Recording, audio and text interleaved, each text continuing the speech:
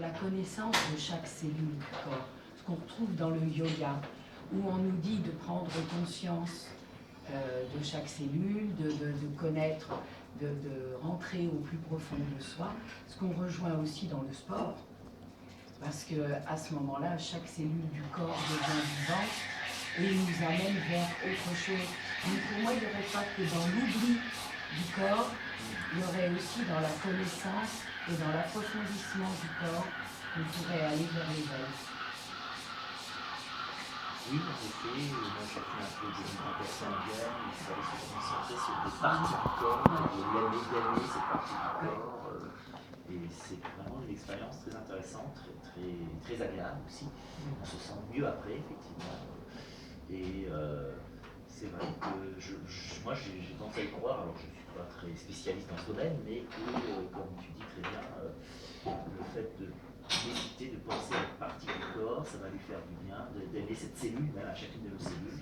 Je pense que ça peut être préventif, même par rapport à des maladies. Enfin, certains thérapeutes n'hésitent pas à le mettre en avant. On dit maintenant, aujourd'hui, je crois que c'est même l'OMS, l'Organisation mondiale de la santé, qui préconise le Qigong, par exemple, certains arts martiaux internes, ou le Tai Chi pour la santé, pour prévenir les cancers, etc. Donc là, on est un peu dans cette logique du yoga aussi. C'est bien très bon pour la santé. Et non, ça, j'y crois. Alors c'est quelque chose qui est encore une fois, qui est en chantier un petit peu aujourd'hui, parce que c'est pas encore, on déroule pas encore le tapis rouge à ce genre de théorie de l'Occident qui reste quand même marqué par ces a priori matérialistes. Parce que là, on est quand même dans une approche, on pourrait dire, plutôt spiritualiste. Voilà. C'est pour ça que ça emmène aussi vers une forme d'éveil. Oui, tout à fait. D'ailleurs, le mot yoga, yoga veut dire union. Union, sous-entendu, union entre l'âme et le corps, l'esprit et le corps. C'est important dans le yoga. Passer par l'esprit pour aller vers le corps, par le corps pour aller vers l'esprit. Il y a les deux. Ce qu'on retrouve, j'en ai pas parlé, dans la théorie des chakras aussi, il faut en quelque sorte spiritualiser les parties les plus matérielles et matérialiser les parties les plus spirituelles. En quelque sorte, il faut faire monter l'énergie du bas, l'énergie, on va dire, vitale, sexuelle, digestive, qui est dans les chakras du bas, coccyx, sexe, faire monter vers le cerveau, vers la tête, le sommet de la tête, vers les chakras du haut et faire descendre l'énergie du haut vers le bas. C'est qu'il y a un courant entre le haut et le bas, que la Kundalini circule bien d'un chakra à l'autre, c'est un 7, c'est une tradition indienne des chakras. Il y a un très beau livre de Jung, qui est déjà assez ancien, mais qui n'a pas pris une ride, qui s'appelle tout simplement le yoga de la Kundalini. C'est excellent pour. Parce qu'en plus, il est même très simple, très pédagogique. C'est plus simple que les livres de certains spécialistes de l'Orient qui sont un peu limoneux, on va dire. Voilà. On s'y perd un petit peu parfois. Jung, il va à l'essentiel, et ça, c'est très bien. Alors, d'autres interventions, éventuellement de personnes qui n'ont pas encore parlé du pouvoir. Quand même une petite demi-heure avant les mots de la fin, voilà, 20 minutes. Il y a Hélène. 18h45, voilà. Elle ne parle pas. Oui, et si deux personnes veulent pas encore parler, veulent prendre la parole, allez-y si vous voulez, oui. Non, ce qui va dans le sens un peu de la thèse, là, j'ai toujours cette image là, depuis le début, là, c'est l'idée de l'enfant qui tète sa mère. C'est cet état de fusion qui est à la fois très physique, mais en même temps qui est très émotionnel. Et je pense que quelque part, peut-être, on a toujours un peu inconsciemment un espèce de désir de retrouver cet état de fusion, cet état de plénitude à travers beaucoup d'autres choses comme ça. Mais c'est parce qu'à la fois c'est quelque chose qui est très physique, mais ça crée un plaisir intense, quoi. On voit bien, l'enfant il est vraiment au top là. Hein, et ce sentiment-là, ça ressemble un petit peu à la sexualité d'un certain côté, à toute proportion gardée bien entendu, mais c'est aussi un état fusionnel et on recherche souvent à travers. Alors dans ce sens-là, peut-être le plaisir, oui, peut être une sorte de nirvana, entre guillemets, mais quand même, c'est des états particuliers, moi je dirais. Et si on cherche à les reproduire artificiellement ou autre, c'est pas toujours évident. Et la nature même de ce plaisir, si on n'y est pas un petit peu préparé, si on n'a pas la culture pour ça, ça peut très très vite devenir une addiction ou quelque chose qui n'est pas forcément un éveil. Enfin, j'ai pas d'affirmation absolue, hein. Là c'est vraiment une réflexion libre qui va peut-être un peu nulle part, mais voilà, c'est quelques images qui sont là et que je voulais partager. Voilà. Bah, pour aller un peu dans ton sens, il y a un plaisir qu'on n'a peut-être pas encore évoqué ici, même si on l'a frôlé cette évocation, il me semble, c'est le plaisir de vivre dans l'instant présent. Il y a un très beau livre, je trouve, de maître Eckhart Tolle, grand spiritualiste d'aujourd'hui, qui a écrit un livre qui a eu un succès fou et mérité, je pense, c'est La puissance du moment présent. Je crois que c'est traduit comme ça, puissance du moment présent. De qui? Eckhart Tolle. Eckhart Tolle, ouais. C'est d'arriver à vivre dans l'instant présent, de faire abstraction du passé, de l'avenir, de s'inscrire comme ça dans ce qu'on est en train de faire. Le livre est très intéressant, je me rappelle très bien, ça m'a donné une bonne impression, un éveil justement, un éveil qui s'est fait à travers la lecture de ce livre. C'est ce qui est dit, hein, quand vous lisez ce livre, si vous êtes un peu préparé quand même, dans la spiritualité, vous allez forcément connaître un éveil. Ce qui a été mon cas à relire éventuellement. Parce que c'est marrant, parce que c'est un livre qui est très agréable à lire, mais une fois qu'on l'a lu, on oublie tout. C'est assez marrant ce livre. C'est souvent le cas avec les livres spirituels. Je serais incapable de vous faire un résumé de ce livre. Et pourtant, je l'ai bien aimé. Et je peux juste vous dire que j'ai aimé. Mais, parce que c'est pas du tout un livre rationnel, vous avez bien compris, mais on apprend des choses. C'est un livre qui se veut pratique d'ailleurs. Ça fait du bien. Ça fait du bien, c'est un livre qui fait du bien. C'est vrai, je ne connais que ce livre. La personne qui me l'a conseillé, tu verras, ça fait du bien. Tolle. C'était vrai. Non, Eckhart. Eckhart, la puissance du moment présent. Quel est l'auteur? Il s'appelle Maître Eckhart Tolle. Comment ça s'écrit Tolle? Ils veulent savoir comment. Tolle, ça s'écrit T-O-2-L-E. Voilà. On met avec accent aigu, mais en allemand, c'est plus. Tolle. En allemand, ça serait Tolle. Eckhart, c'est comme Maître Eckhart, mais je pense qu'il se réfère un peu Non, à pas Maître du tout. Eckhart. Son prénom, c'est Eckhart. Non, il a préparé, c'est pas là-dessus, le Maître Eckhart. J'ai bien compris. Comme Eckhart Tolle. Le grand mystique allemand. Non, mais c'est vrai qu'il n'aurait pas dû en mettre. Voilà, on est d'accord.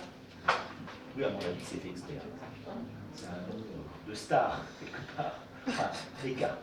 Je ne pense pas que c'est son nom de baptême. Enfin bref. Un nom d'auteur. Alors, j'ai un autre l'autre proposition. personne. Alors, on revient à Jacques. Oui, je crois qu'il y a des choses qui n'ont pas été abordées. C'est l'opposition entre plaisir extérieur et plaisir intérieur.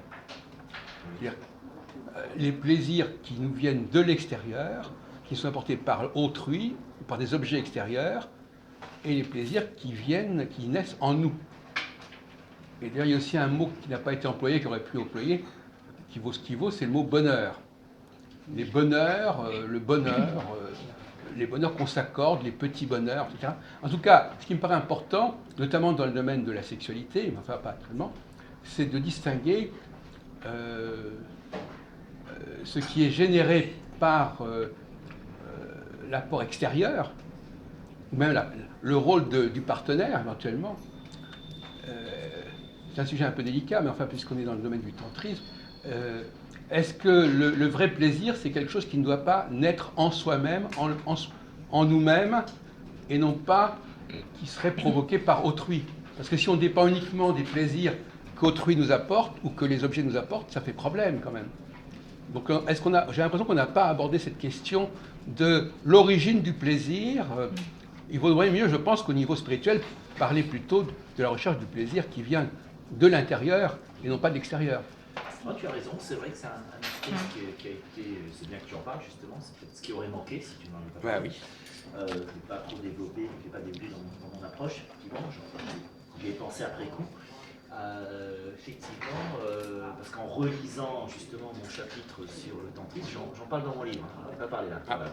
Bon, et je parle effectivement de ce. C'est un enjeu important. Tantrisme, notamment, tu citais le tantrisme, tu as bien fait, mais c'est pas que dans cette tradition-là. On explique bien qu'il faut d'abord réaliser le plaisir d'abord tout seul en soi, avec de la méditation, différentes techniques, hein, voilà. Et ensuite on sera prêt à le partager avec quelqu'un d'autre. Parce que si on ne l'a pas expérimenté en soi d'abord, ça peut être compliqué, le jeu peut être faussé. Et s'il vient de l'autre aussi, s'il vient d'autrui, c'est aussi un problème. Et autrui, de son côté aussi. Partager, pour que ça la veut dire quoi partager? relation de plaisir, la charnelle, puisse être réussie dans un sens spirituel, il faut qu'on ait affaire à deux personnes qui ont déjà fait un travail sur elles-mêmes, préalablement. Ça c'est le préalable, effectivement. C'est bien de le rappeler, effectivement. Même si ça peut sembler aller de soi, c'est pas si évident que ça. Et c'est vrai même pour d'autres plaisirs, d'autres échanges. Je dirais qu'un échange, même si on prend l'exemple d'une discussion comme on a maintenant, le fait d'avoir quelques personnes, il faut de tout, hein, mais quelques personnes qui ont déjà lu des livres, qui ont une certaine culture dans ce domaine, c'est un petit plus pour la discussion. Après, vous avez, comme on dit, ceux qui vont dire, on est un peu, passez-moi l'expression, on a ça dans les émissions, le Candide, il y a un petit célèbre le roman philosophique de Voltaire, ça reste une expression, le Candide, c'est celui qui est plus dans son intérêt, sa curiosité, mais qui n'a pas forcément fait beaucoup de lecture, etc., mais qui va venir plus dans une attitude d'apprentissage, qui va peut-être avoir des intuitions fulgurantes. Souvent, c'est ce qui apparaît dans les mots de la fin qu'on fait ici, à la fin du débat. Des personnes qui n'ont rien dit pendant le débat, qui préfèrent écouter, elles se sentent peut-être pas assez, pas forcément envie ou à l'impression qu'elles n'ont rien à dire, vont dire des choses parfois très intéressantes dans les mots de la fin. Donc effectivement, c'est vrai pour tous les plaisirs. Hein. On va plus prendre du plaisir à parler des bons vins quand on est entre gens qui s'y connaissent, par exemple. C'est vrai pour tout. Les gens qui nous parlent de foot. Oui, mais le bon vin, c'est que. Tout le monde semble s'y connaître. Tout le monde est un entraîneur en ce moment. Mais il y a des gens qui s'y connaissent quand même plus que d'autres. Ça peut être plus agréable de parler d'un sport ou qu'importe, une discussion. Vous avez les experts un peu. Et puis vous avez effectivement ceux qui vont être plutôt les amateurs, les professionnels, les amateurs, mais il faut bien qu'il y ait un mélange des deux. Sous le problème de recours à la drogue, par exemple, est-ce que ce recours est-ce que c'est une bonne chose de recourir à un élément extérieur pour accéder au plaisir? Oui, alors justement, c'est intéressant ce point, parce que justement, en Asie, vont dire, alors aussi la drogue, mais les sages vont nous dire, nous, on a notre drogue en nous-mêmes. Voilà. On pourrait dire dans le cerveau, Oui. Ils vont réussir à convoquer une drogue naturelle. Oui, c'est ça. Alors que nous, occidentaux, on n'est peut-être pas à ce niveau-là de réalisation, pour un tas de raisons, on va généraliser, mais on va avoir besoin de quelque chose d'extérieur comme la drogue. Je prends l'exemple le vin de Aldous Huxley, qui dit avec beaucoup d'humilité, les passionnés de spiritualité orientale, indienne, chamanique, lui a pris de la mescaline pour faire des expériences spirituelles, notamment la fameuse expérience dont je parle souvent ici. Pardon si je me répète, je la rappelle quand même rapidement. Il veut abolir la dualité entre les choses, entre l'objet et l'être. C'est comme si je devenais ce verre de bière. Lui, il va faire l'expérience avec un pot de fleurs. Il devient un pot de fleurs. Enfin, il raconte comment il devient un pot de fleurs. Il a pris de la mescaline. Il fait une expérience qu'on pourrait appeler une expérience d'indualisme. Il n'est plus dans la frontière. Il abolit la frontière entre lui et l'objet. L'objet qui contemple, le support de méditation. Et il finit par devenir le pot de fleurs. Et il a vraiment l'impression de devenir le pot de fleurs. Et c'est extatique. C'est un éveil. Il s'éveille à la fusion de toutes choses, l'unité primordiale de toutes choses. Ce que j'appelais à la fin de mon exposé la goutte dans l'océan. Vraiment, les hommes voilà, doivent avoir des choses à dire. Peut-être qu'en contemplant un beau paysage maritime, la mer, l'infini maritime, on peut avoir cette sensation mystique d'être une goutte dans un. C'est comme ces deux messieurs aussi. C'est des expériences qui existent, qui demandent simplement de la patience. Parfois, elles peuvent nous tomber dessus presque par hasard, sans qu'on n'ait rien demandé. Comme le satori, les Japonais disent, dans le zen japonais, on dit, bon, il y a des gens qui vont préparer des choses, un temps fou, il ne va rien se passer parfois, malheureusement, ils vont passer des années à des préparations spirituelles, puis il y a quelqu'un comme ça, sans raison, il a une expérience spirituelle, comme ça qui tombe dessus. Ça ne s'explique pas. Il ne faut pas Et ça c'est très zen, hein, de dire bah, il ne faut surtout pas être dans le calcul, dans l'attente, ça vient ou ça vient pas, quoi, c'est comme ça.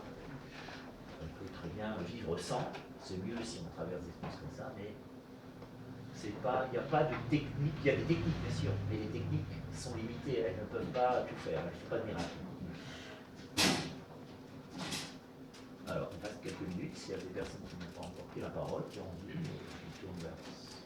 Voilà. Encore une fois, on peut aussi